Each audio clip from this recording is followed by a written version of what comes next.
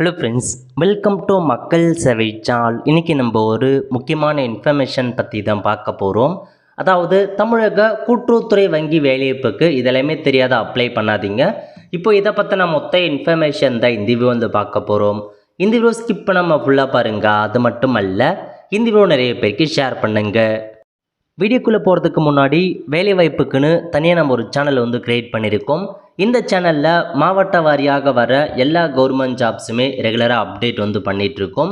இதுக்கான லிங்க்கை நான் டிஸ்கிரிப்ஷன் வந்து கொடுத்துட்றேன். விருப்பம் இருக்கவங்க இந்த சேனலை நீங்கள் சப்ஸ்கிரைப் வந்து பண்ணி வச்சுக்கோங்க. ஓகே, ரீசெண்டாக தமிழக கூட்டுறவுத்துறையில் சூப்பரான வேலைவாய்ப்பு வந்து அறிவிச்சிருக்காங்க. எல்லா மாவட்டங்கள்லையுமே வேலைவாய்ப்பு வந்து கொடுத்துருக்காங்க. ஆல்மோஸ்ட் ஒரு 2900க்கு மேற்பட்ட வேக்கன்சி வந்து அறிவிச்சிருக்காங்க. டிஸ்ட்ரிக்ட் ரெக்ரூட்மெண்ட் பியூரோ டிஆர்பி மற்றும் எஸ்ஆர்பியில் வந்தும் ரெண்டுத்துலையுமே வேலைவாய்ப்பு வந்து கொடுத்துருக்காங்க. நல்ல ஒரு ஜாப் ஆப்பர்ச்சுனிட்டி.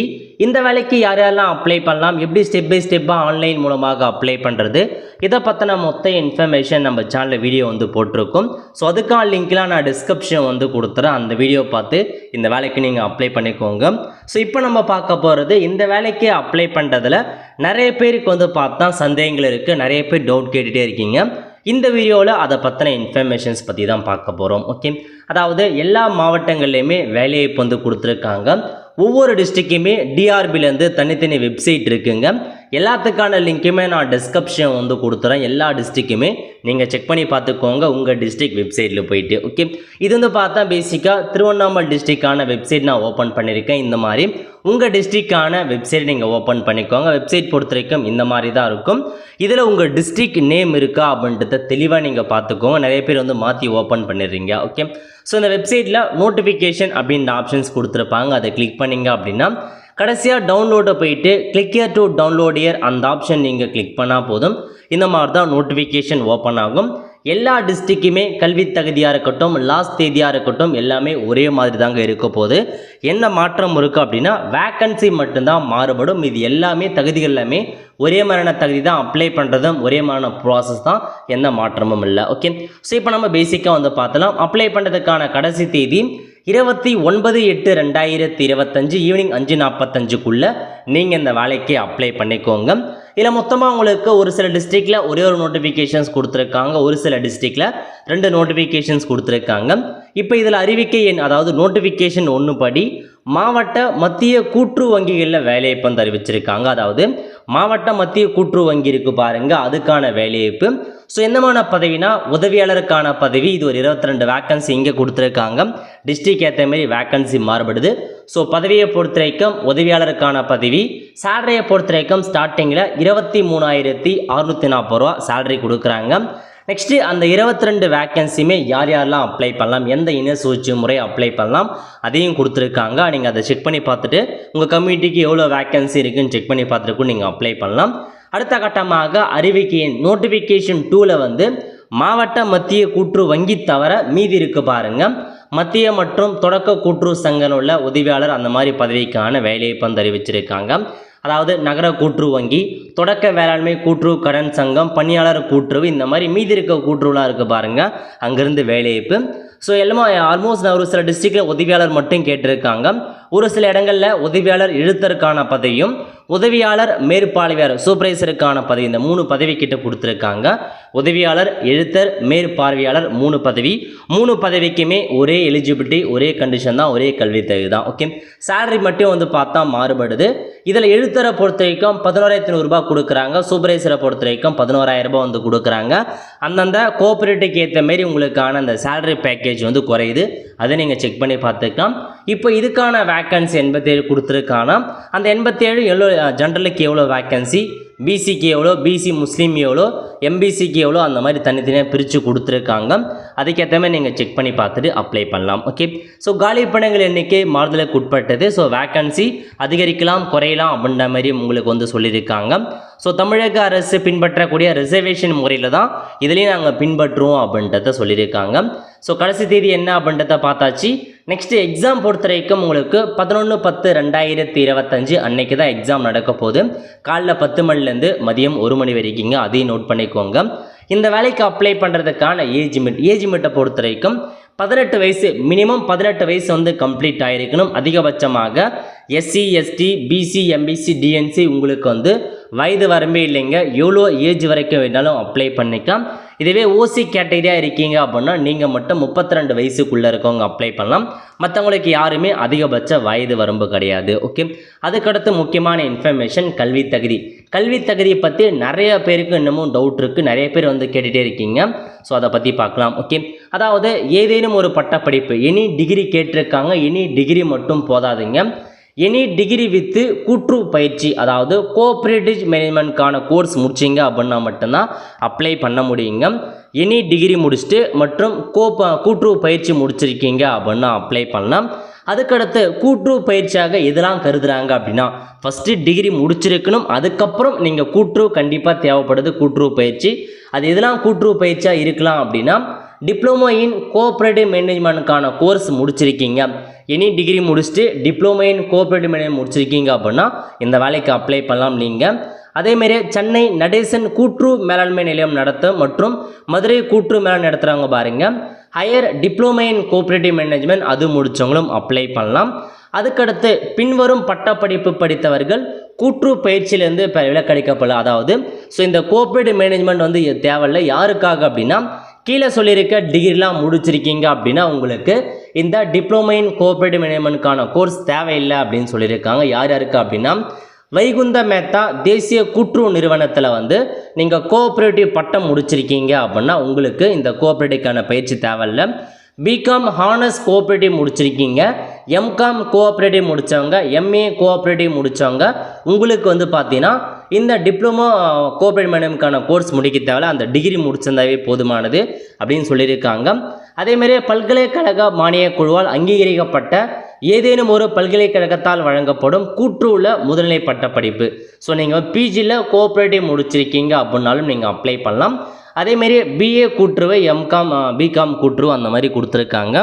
எல்லாமே கோஆப்ரேட்டிவ் டிகிரியாக முடிச்சிருக்கீங்க அப்படின்னா நீங்கள் அப்ளை பண்ணிக்கலாங்க. ஸோ பிரச்சனை இல்லை, நல்லா நோட் பண்ணிக்கோங்க. டிகிரி முடிச்சுட்டு டிப்ளமோ இன் கோஆப்ரேட்டிவ் மேனேஜ்மெண்ட் முடித்தவங்க அப்ளை பண்ணலாம்.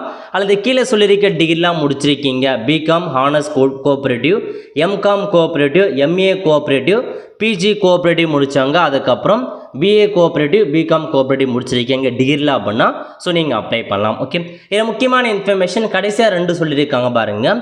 பிஏ கோஆப்ரேட்டிவ் டிகிரி மற்றும் பிகாம் கோஆப்ரேட்டிவ் டிகிரி முடிச்சிருக்கீங்க அப்படின்னா கண்டிப்பாக நீங்கள் உங்கள் டிகிரியில் வந்து புக் கீப்பிங், பேங்கிங், கோஆப்ரேஷன் மற்றும் ஆடிட்டிங் இந்த 4 சப்ஜெக்ட்டுமே பாஸ் பண்ணியிருக்கணும். 4 சப்ஜெக்ட்டுமே படித்து முடிச்சிருக்கணும். அப்படி இருந்தால் மட்டும்தான் நீங்கள் அப்ளை பண்ண முடியும். இல்லை அப்படின்னா உங்களுக்கு டிப்ளமோ கோஆப்ரேட்டிவ் வேணும் அப்படின்றத தெளிவாக மென்ஷன் பண்ணிட்டாங்க. கடைசியாக சொன்ன 2 டிகிரி மட்டும் இந்த 4 subject one of the subject நீங்கள் பாஸ் பண்ணியிருக்கணும் அப்படின்றத சொல்லியிருக்காங்க. ஸோ நார்மலாக பிஏ பிகாம் முடித்தவங்களுக்கு எலிஜிபிள் கிடையாது. பிஏ கோஆப்ரேட்டிவ், பிகாம் கோஆப்ரேட்டிவ் அந்த மாதிரி கோஆப்ரேட்டிவ் முடிச்சிருந்தால் மட்டும்தான் உங்களுக்கு எலிஜிபிள் அப்படின்றத தெளிவாக கொடுத்துட்டாங்க. இப்போ ஓரளவுக்கு உங்களுக்கு டிகிரி குவாலிஃபிகேஷன்ஸ் பற்றி புரிஞ்சிருக்குன்னு நினைக்கிறேன். ஓகே, ஒருவேளை நீங்கள் 2024-25, 25-24 கல்வியாண்டில் நீங்கள் கோஆப்ரேட்டிவ்க்கான ஒரு மேனேஜ்மெண்ட் படிச்சுட்ருக்கீங்க. இப்போ நான் படிச்சுட்ருக்கேன் அப்படின்றவங்களும் அப்ளை பண்ணலாம். அதுக்கான இன்ஸ்டியூட்டில் போயிட்டு போனஃபிட் சர்டிஃபிகேட்டை வாங்கிட்டு வந்து நீங்கள் அப்ளை பண்ணிக்கலாம். பட் ஒன்ஸ் நீங்கள் ஒருவேளை ஜாபில் செலக்ட் ஆகிட்டீங்க அப்படின்னா நீங்கள் அந்த கோர்ஸை கம்ப்ளீட் பண்ணால் மட்டும்தான் உங்களுக்கான பணியாணை வழங்கப்படும் அப்படின்றதையும் சொல்லியிருக்காங்க. ஸோ நல்லா நோட் பண்ணிக்கோங்க. போன வருஷம் இந்த வருஷம் இப்போ நீங்கள் படிச்சுட்ருக்கீங்க, தற்சமயம் நான் வந்து கோர்ஸ் போயிட்டுருக்கேன் அப்படின்றவங்க கூட அப்ளை பண்ணலாம். பட் அதுக்கு போனஃபிட் சர்டிஃபிகேட் ப்ரொவைட் பண்ணி ஆகணும். ஓகே, நோட் பண்ணிக்கோங்க. நெக்ஸ்ட்டு கம்ப்யூட்டர் நாலேஜ் கேட்டிருக்காங்க, அதுவும் அவசியமானது. ஓகே, அடுத்த கட்டமாக என்ன கேட்டிருக்காங்கன்னா ஒருவேளை நீங்கள் மற்ற பிற மாநிலத்தை சேர்ந்தவங்க வேறு ஸ்டேட்டில் இருக்கவங்க அப்ளை பண்ணுறீங்க அப்படின்னா உங்கள் கம்யூனிட்டி ஓசியாக தான் கருதுவோம் அப்படின்றத சொல்லியிருக்காங்க. நெக்ஸ்ட் இந்த வேலைக்கு அப்ளை பண்ணுறதுக்கான ஃபீஸை பொறுத்த வரைக்கும் எஸ்சிஎஸ்டிக்கு 250 ரூபா, மீதி இருக்கவங்களுக்கு 500 ரூபாயா ஃபீஸ் வந்து வாங்குறாங்க. ஆன்லைன் மூலமாக நீங்கள் அப்ளை பண்ணலாம். எல்லா டிஸ்ட்ரிக்ட்டுமே தனித்தனி வெப்சைட் லிங்க் இருக்குது. உங்கள் வெப்சைட் எதுவோ அதில் போய்ட்டு தான் நீங்கள் அப்ளை பண்ணுற மாரி இருக்கும். வேறு ஒரு டிஸ்ட்ரிக்டை மாற்றி அப்ளை பண்ணாதீங்க. முக்கியமான இன்ஃபர்மேஷன், நீங்கள் வேறு மாவட்டத்துக்கும் அப்ளை பண்ணலாங்க. அது ஒன்றும் பிரச்சனை இல்லை. ஏன்னா அதுக்கான கைட்லைன்ஸ்லாம் எதுவும் அவங்க ரெஸ்ட்ரிக்ஷன் வைக்கல. நீங்கள் எத்தனை மாவட்டத்துக்கு வேணாலும் அப்ளை பண்ணுங்கள். பட் நீங்கள் எத்தனை மாவட்டம் அப்ளை பண்ணாலும் எக்ஸாம் பொறுத்த வரைக்கும் ஒரே நாட்களில் நடைபெறுவதற்கான வாய்ப்புகள் இருக்குது. முடிஞ்சளவுக்கு ஏதாச்சும் ஒரு டிஸ்ட்ரிக்ட் மட்டும் அப்ளை பண்ண பாருங்கள். ஏன்னா எக்ஸாம் பொறுத்த வரைக்கும் எல்லா டிஸ்ட்ரிக்ட்லையுமே ஒரே தேதியில் கொடுக்குறாங்க. அதனால் நீங்கள் நிறையா டிஸ்ட்ரிக்ட் அப்ளை பண்ணிவிட்டு எல்லா டிஸ்ட்ரிக்டும் ஹால் டிக்கெட் வாங்கிட்டு போயிட்டு ஒரு இடத்துல எழுத எக்ஸாம் எழுத முடியாது. அதனால் ஏதாச்சும் ஒரு டிஸ்ட்ரிக்ட் மட்டும் அப்ளை பண்ண பாருங்கள். முடிஞ்சளவுக்கு ஹோம் டிஸ்ட்ரிக்டே கூட நீங்கள் அப்ளை பண்ணிக்கோங்க. ஓகே. ஸோ நெக்ஸ்ட்டு விண்ணப்பிக்க முறை கேட்டிருக்காங்க. எப்படி ஆன்லைன் மூலமாக அப்ளை பண்ணுறது குறித்து நம்ம சேனலில் போட்டிருக்கோம். டாக்குமெண்ட்டை பொறுத்த வரைக்கும் உங்கள் ஃபோட்டோ, சிக்னேச்சர், ஜாதி சர்டிஃபிகேட், அதுக்கப்புறம் கோஆப்ரேட்டிவ் முடிச்சிருக்கீங்க அப்படின்னா அதுக்கான சர்டிஃபிகேட், டிகிரி முடிச்சிருக்கீங்க அப்படின்னா அதுக்கான சர்டிஃபிகேட் அதெல்லாமே நீங்கள் அட்டாச் பண்ணி அனுப்பணும். ஸ்பெஷல் கேட்டகரி அதாவது மாற்றுத்திறனாளி, ஆதரவற்ற விதவை, முன்னாள் இராணுவத்தினர், பிஎஸ்டிஎம் வச்சுருக்கவங்க, பட்டப்படிப்பு முடித்தவங்க அதுக்கான டாக்குமெண்ட்டை நீங்கள் அப்லோட் பண்ணணும். பிஎஸ்டிஎம் பொறுத்த வரைக்கும் 1 to டிகிரி வரைக்கும் ஃபுல் அண்ட் ஃபுல் தமிழ் மீடியத்தில் படிச்சிருக்கீங்க அப்படின்னா மட்டும்தான் உங்களால் பிஎஸ்டிஎம் வந்து கோர முடியும். டிகிரி ஆல்சோ நீங்கள் தமிழ் மீடியத்தில் படிச்சிருக்கணும். அப்படி இருந்தால் மட்டும் பிஎஸ்டிஎம் எஸ் கொடுத்து அப்ளை பண்ணுங்கள். பிஎஸ்டிஎம் இருக்குது அப்படின்னா முன்னுரிமை வந்து கொடுக்குறாங்க. ஓகே. ஸோ இதான் தான் இன்ஃபர்மேஷன். நெக்ஸ்ட் எக்ஸாம் வைக்கிறாங்க. நீங்கள் அப்ளை பண்ணதுக்கப்புறம் எக்ஸாமுக்கான ஹால் டிக்கெட் எல்லாமே சேம் இதே வெப்சைட்டில் போயிட்டு டிஸ்ட்ரிக்ட் வைஸாக டவுன்லோட் பண்ணிக்கலாங்க.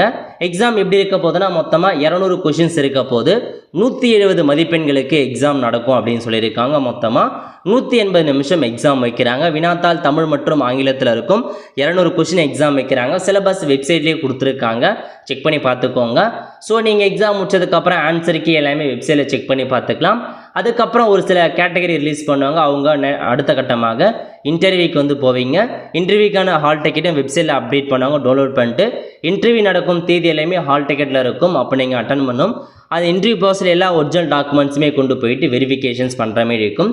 எப்படி செலெக்ஷன் பண்ணுவாங்க அப்படின்னா எக்ஸாமில் 85% மதிப்பெண்ணும் இன்டர்வியூவில் 15% மதிப்பெண்ணும் அதை கால்குலேஷன் பண்ணி 100 மதிப்பெண்களுக்கு உங்களுக்கான செலெக்ஷன் ப்ராசஸ் இருக்கும். ஸோ ரிசர்வேஷன் அடிப்படையில் உங்களுக்கான செலெக்ஷன் ப்ராசஸ் நடக்க போகுது. ஓகே. இதாங்க இன்ஃபர்மேஷன். செக் பண்ணி பார்த்துக்குவாங்க. ஆல்மோஸ்ட் எல்லா இன்ஃபர்மேஷனும் கவர் பண்ணியாச்சு. ஸோ எல்லாத்துக்குமே வந்து கல்வி தகுதி தான் கொஞ்சம் டவுட் இருக்கும். கல்வி தகுதியை மட்டும் தெளிவாக தான் கொடுத்துருக்காங்க. கோஆப்ரேட்டிவ் முடித்தவங்க மட்டும்தாங்க அப்ளை பண்ண முடியும். வேறு யாருமே எனி டிகிரி மட்டும் போதாது, வித்து கோஆப்ரேட்டிவ் கேட்டிருக்காங்க. அதனால் நோட் பண்ணிவிட்டு அதுக்கேற்ற மாதிரி நீங்கள் ப்ரிப்பேர் ஆக பாருங்கள். ஸோ இப்போ இதில் வந்து பாருங்கள் உங்களுக்கு டிஸ்ட்ரிக்ட் கோஆப்ரேட்டிவ் அதாவது டிஸ்ட்ரிக்ட் ரெக்யர்மெண்ட் பியூரோ டிஆர்பிலேருந்து எல்லா மாவட்டத்துக்கும் வேலைவாய்ப்பு கொடுத்துருக்காங்க. அதேமாரி வந்து பார்த்தா ஸ்டேட் ரெக்யர்மெண்ட் பியூரோலேருந்தும் வேலைவாய்ப்பு வந்து அறிவிச்சிருக்காங்க. ஸ்டேட் ரெக்யர்மெண்ட் பியூரோவில் வேலைவாய்ப்பு அறிவிச்சு கொடுத்து நிறைய பேருக்கு தெரியாமல் இருக்குது. ஸோ நீங்கள் வந்து பார்த்தா ஸ்டேட் ரெக்யர்மெண்ட் பியூரோ சென்னை தலைமையிடாக கொண்டு இந்த ஸ்டேட் ரெக்யர்மெண்ட் பியூரோ இருக்குங்க. இதுக்கும் நீங்கள் அப்ளை பண்ணலாம். அதாவது டிஸ்ட்ரிக்ட் வைஸாக உள்ள டிஆர்பி 38 மாவட்டத்துக்கும் டிஆர்பியில் வேலைவாய்ப்பு கொடுத்துட்டாங்க. அதேமாரி உங்களுக்கு எஸ்ஆர்பிலையும் வேலைவாய்ப்பு வந்து அறிவிச்சிருக்காங்க. அதுக்கு தனியாக கூட நீங்கள் அப்ளை பண்ணலாம். நோட்டிஃபிகேஷன் இதுதான். ஸோ எவ்வளோ வேக்கன்சி கொடுத்துருக்காங்க அப்படின்னா தெளிவாக கொடுத்துருக்காங்க பாருங்கள். அதாவது இந்த மாநில ஆள் சேர்ப்பு நிலையம் சென்னையை தலைமையிடமாக கொண்டு தமிழகம் முழுவதும் இந்த ஒரு வங்கி வந்து செயல்படுது. அப்ளை பண்ணுறதுக்கான கடைசி தேதி அதுதான். வேக்கன்சியை பொறுத்த வரைக்கும் எவ்வளோ வேக்கன்சினா 377 வேக்கன்சி வந்து கொடுத்துருக்காங்க. ஸோ அதேமாரி ப்ராசஸ் தான். எழுத்து தேர்வு வந்து பாருங்கள் 5/10/2025 அன்னைக்கு உங்களுக்கான ஒரு எக்ஸாம் வைக்கிறாங்க. ஸோ உங்களுக்கு இந்த எஸ்ஆர்பியை பொறுத்த வரைக்கும் எப்போ எக்ஸாம் வச்சுருக்காங்க அப்படின்னா உங்களுக்கு வந்து பார்த்தா 11/10 கொடுத்துருக்காங்க. இதுக்கு வந்து 5/10/2025. ஸோ நீங்கள் வந்து பார்த்தீங்க அப்படின்னா இந்த ஒரு டிஸ்ட்ரிக்ட் டிஆர்பிக்கும் அப்ளை பண்ணுங்கள். அதேமாரி எஸ்ஆர்பிக்கும் அப்ளை பண்ணுங்கள். ஏன்னா எக்ஸாம் தேதி வேறு வேறு கொடுத்துருக்காங்க. நீங்கள் 2 நோட்டிஃபிகேஷனுக்கும் அப்ளை பண்ணுங்கள். இப்போ நம்ம எஸ்ஆர்பி அப்ளை பண்ணுறதால சென்னை மட்டுமே வேலைவாய்ப்பு இருக்க போகிறதில்ல. எஸ்ஆர்பியை பொறுத்த வரைக்கும் ஸ்டேட் ரெக்யர்மெண்ட் பியூரோ தமிழகம் முழுவதுமே எஸ்ஆர்பியில் வேலைவாய்ப்பு இருக்குது. ஸோ நீங்கள் 2த்துக்குமே அப்ளை பண்ணுங்கள். உங்களுக்கு டிஸ்ட்ரிக்ட்லேயும் கிடைக்கலாம், அதேமாரி ஸ்டேட் ரெக்யர்மெண்ட் பியூரோலையும் கிடைக்கலாம்.